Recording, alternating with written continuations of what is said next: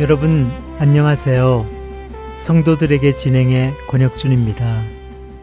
성도들에게 이 프로그램은 지난 시대의 외국 설교자들의 설교를 여러분께 읽어드리는 시간입니다.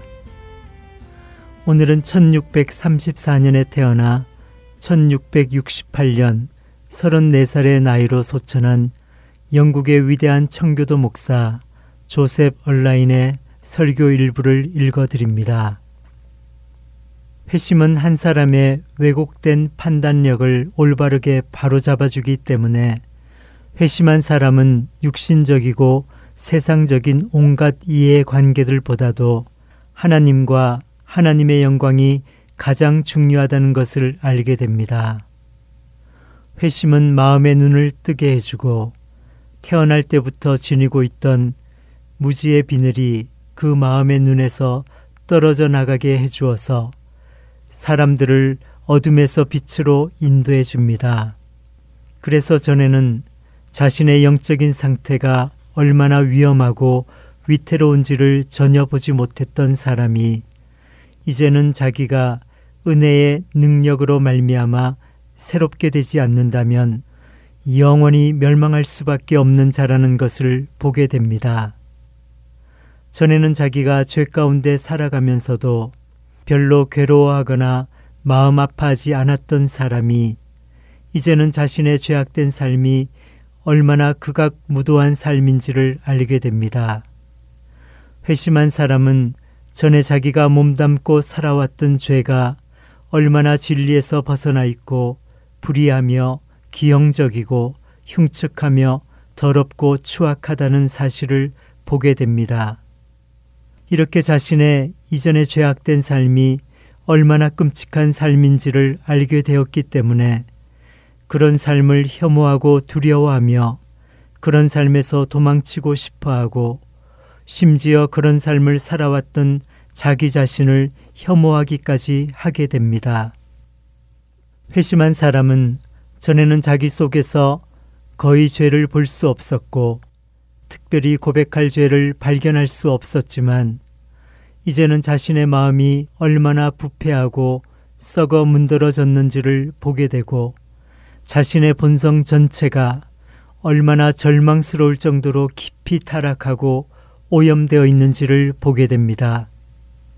그래서 자신이 마치 나병 환자처럼 부정하다라고 외치며 시편 51편에서 다윗이 고백한 것처럼 우슬초로 나를 정결하게 하소서 내가 정하리이다.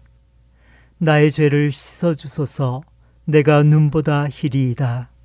하나님이여 내 속에 정한 마음을 창조하시고 내 안에 정직한 영을 새롭게 하소서라고 고백하게 되는 것입니다. 회심하는 사람은 뼛속 깊이까지 온통 썩어 문드러져서 더럽기 짝이 없는 자신의 모습을 보고서 자신의 모든 부분들과 기능들과 행위들에 부정하다고 쓰게 됩니다. 그는 자신의 존재의 구석구석에 전에는 알지 못했던 더럽고 악취나는 오물과 쓰레기들이 잔뜩 쌓여 있는 것을 발견하게 되고 자신의 심령 속에 하나님을 모독하는 것들과 도둑질하는 것들과 살인하는 것들과 간음하는 것들이 있다는 것을 발견하게 됩니다. 그런 것들은 그가 전에는 자기 속에 있는지도 알지 못했던 것들입니다. 회심한 사람은 전에는 그리스도 속에서 자기가 사모할 만한 그 어떤 볼품 있는 것이나 아름다운 것을 보지 못했었지만 이제는 그리스도 안에 감추어진 보화를 보고서 자신의 모든 소유를 다 팔아서 그리스도라는 밭을 사고자 합니다. 그리스도는 우리가 찾던 진주입니다.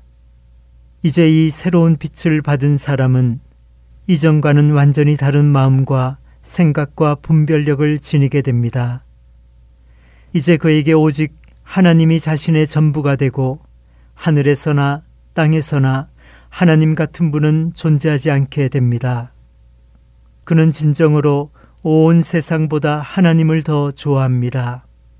하나님의 은총은 그의 생명이고 하나님의 얼굴빛은 그가 그동안 좋은 것이라고 여겨서 마음을 두고 추구해 오던 곡식과 새 포도주와 기름보다 더 좋은 것이 되었습니다. 겉으로는 신을 믿는 체 하면서 실제로는 믿지 않는 외식하는 자들도 하나님은 최고의 선이라는 추상적인 명제에는 동의할 수 있지만 이렇게 회심한 자가 하나님에 대하여 생각하고 말하고 행하는 것처럼 할 수는 없습니다. 이방인들 중에서 극소수에 불과한 지혜롭다고 하는 자들도 그렇게 말할 수는 없었습니다. 그러나 외식하는 자가 아닌 진정으로 회심한 사람은 하나님이야말로 자기가 가장 사모하는 선이라고 여기기 때문에 두말하지 않고 하나님을 묵묵히 따릅니다. 회심한 사람은 이렇게 말합니다. 내 심령에 이르기를 여호와는 나의 기업이시니 그러므로 내가 그를 바라리라 하도다. 하늘에서는 주 외에 누가 내게 있으리요? 땅에서는 주밖에 내가 사모할이 없나이다. 내 육체와 마음은 쇠약하나 하나님은 내 마음의 반석이시요 영원한 분기시시라. 예레미야애가 3장 24절과 시편 73편 25절 26절의 말씀입니다. 사람의 의지의 동기들은 바뀝니다. 회심한 사람은 이제 새로운 목표들과 계획들을 갖습니다. 그는 이제 다른 무엇보다도 하나님을 목적으로 삼고 이 세상에 속한 것들을 이루고자 하는 목표나 계획을 전혀 갖지 않으며 오직 자기 안에서 그리스도만이 영광과 존귀를 얻으시게 하고자 합니다. 그는 자기가 그리스도를 섬기고 그리스도께 영광을 돌릴 수 있게 된 것을 세상이 자기에게 줄 수 있는 모든 것을 다 갖게 되는 것보다 더 행복하고 복된 일로 여깁니다. 그가 목표로 하는 표대는 예수의 이름이 이 세상에서 존귀 여김을 받으시게 하는 것입니다. 성도 여러분, 여러분은 저의 이 말을 들으면서 당신 자신도 과연 그러한지를 스스로에게 물어보고 계십니까? 당신 자신을 살펴보십시오. 회심한 사람은 무엇을 왜 하느냐 하는 동기만 변할 뿐 아니라 무엇을 선택하느냐 하는 목적도 바뀌게 됩니다.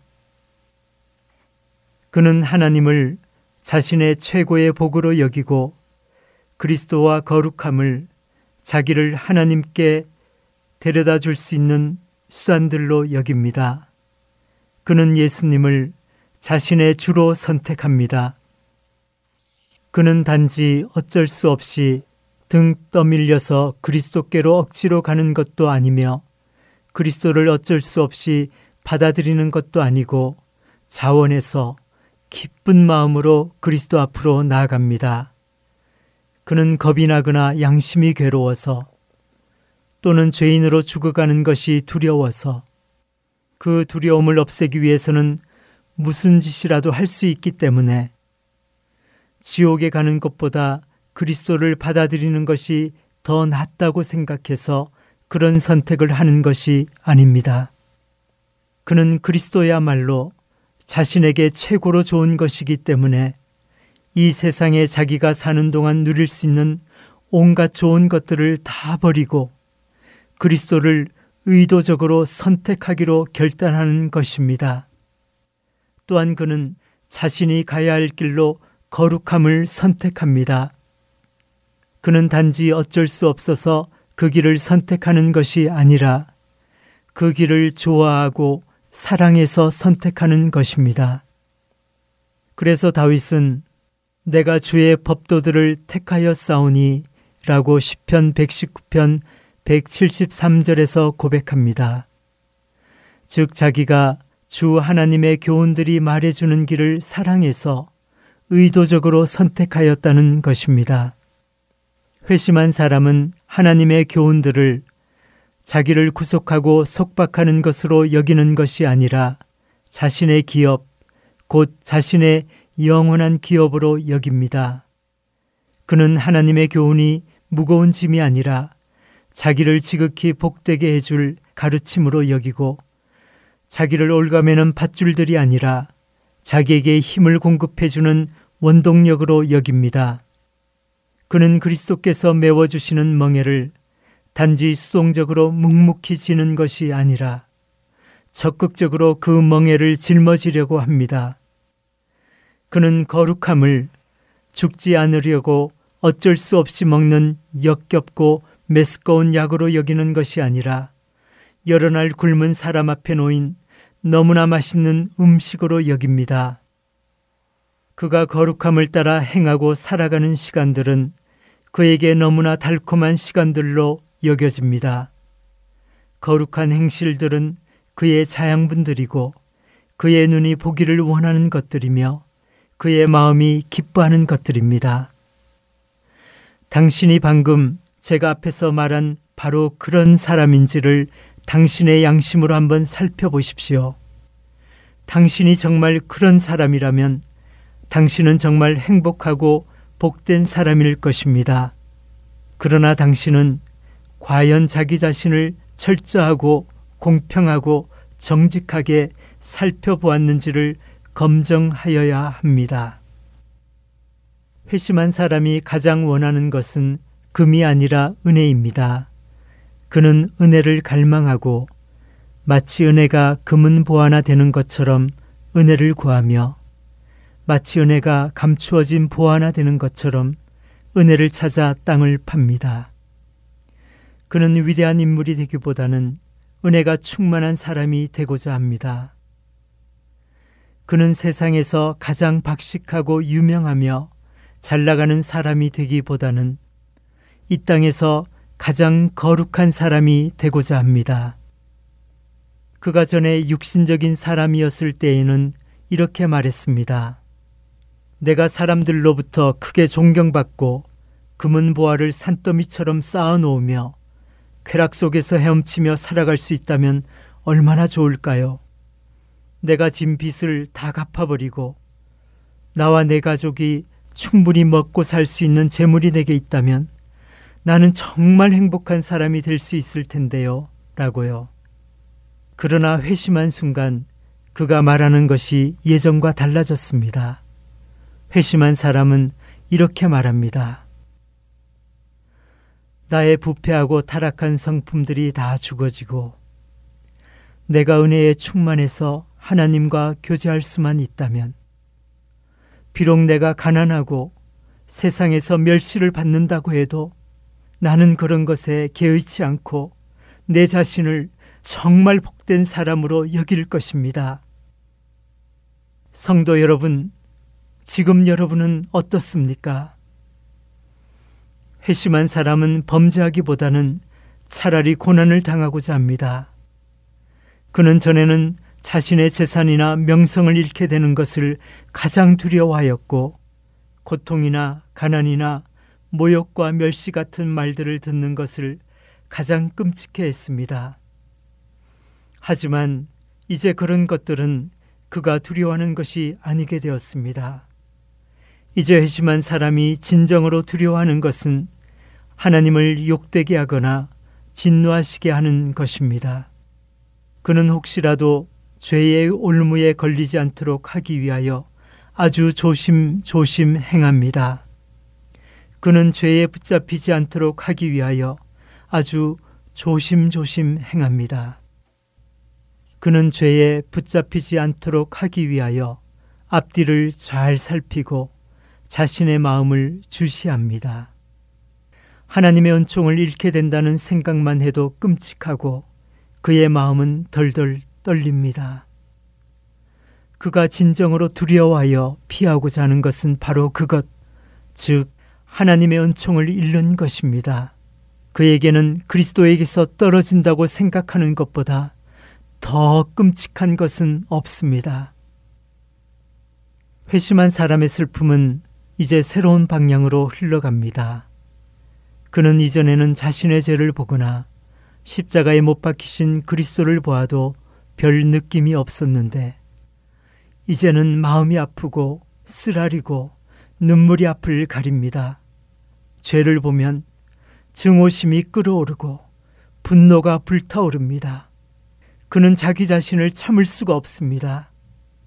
그는 자기 자신을 우매한 자라 부르고 짐승이라고 부릅니다. 그는 자신의 죄를 보면 분노가 치솟아 오르기 때문에 자기 자신을 조금이라도 선하다고 할 수가 없습니다. 그는 전에는 죄 가운데 빠져서 마음껏 즐기고 기뻐하며 살 수 있었지만 이제는 혹시라도 죄악된 삶으로 돌아가는 일이 생길 수도 있다고 생각하는 것만으로도 사람이 토한 가장 더러운 음식물을 입으로 핥는 것만큼이나 혐오스럽고 끔찍하게 느끼게 됩니다. 그러므로 이제 여러분 자신의 마음을 한번 들여다보시고 당신의 감정이 전체적으로 어디로 흐르고 있는지를 주의해서 살펴보십시오. 당신의 감정은 과연 다른 그 어떤 것들보다도 그리스도 안에서 하나님을 향해 흐르고 있습니까? 여기에서 중요한 것은 어떤 사람 속에서 다른 무엇보다도 하나님을 사랑하는 마음과 의지가 확고한가 하는 것입니다. 그렇기만 하다면, 그리고 그들의 내면의 감정들이 그들의 선택과 실천을 참되게 따르고 있기만 하다면, 그 감정들이 비록 생각보다 그렇게 강렬하지 않다고 할지라도 그들에게서 구원의 회심이 이루어져서 그들이 변화되었다는 것은 의심의 여지가 없습니다. 여러분 각자의 마음을 살펴보시고 내게 회심의 증거가 있는지 점검하십시오.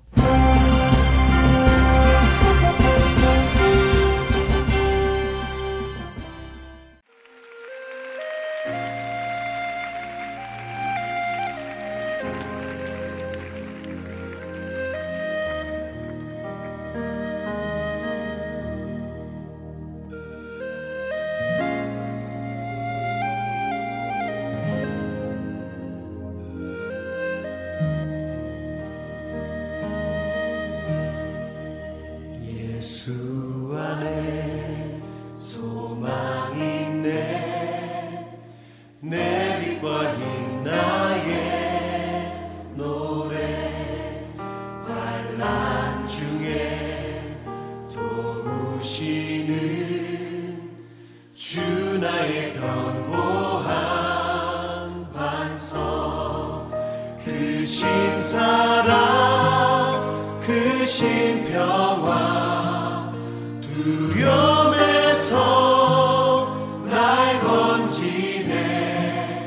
내 위로자 내 모든 것 주 사랑 안에 서리라.